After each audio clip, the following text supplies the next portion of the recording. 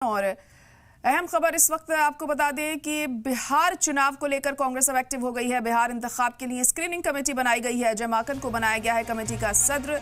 Committee चुनाव को लेकर बनाएगी हिकमत अमली। तो इस वक्त की बड़ी और अहम खबर आपको बता रहे हैं। बिहार चुनाव को लेकर अब कांग्रेस पूरी तरह से एक्टिव नजर आ रही है। बिहार इंतखाब के लिए स्क्रीनिंग कमेटी बनाई गई है और अजय माकन को कमेटी का सदर बनाया गया है। कमेटी चुनाव को लेकर हिकमत अमली बनाएगी। तो जल्द ही बिहार में चुनाव होने हैं और इसी के मद्देनजर तमाम सियासी दल पुरजोर तरीके से जुटे हुए हैं अपनी पार्टी को मजबूती देने के लिए।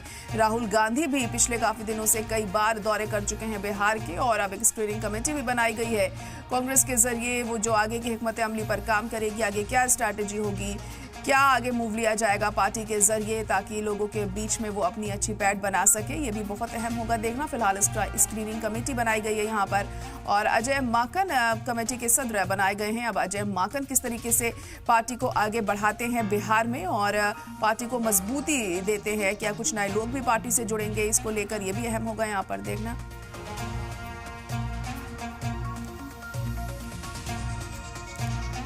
तो इस वक्त की अहम खबर आपको बता रहे हैं। बिहार चुनाव को लेकर कांग्रेस एक्टिव हो गई है। बिहार इंतखाब के लिए स्क्रीनिंग कमेटी बनाई गई है। अजय माकन को कमेटी का सदर बनाया गया है। कमेटी चुनाव को लेकर बनाएगी हिकमत अमली और आगे क्या स्ट्रैटेजी होगी, ये देखने वाली बात होगी।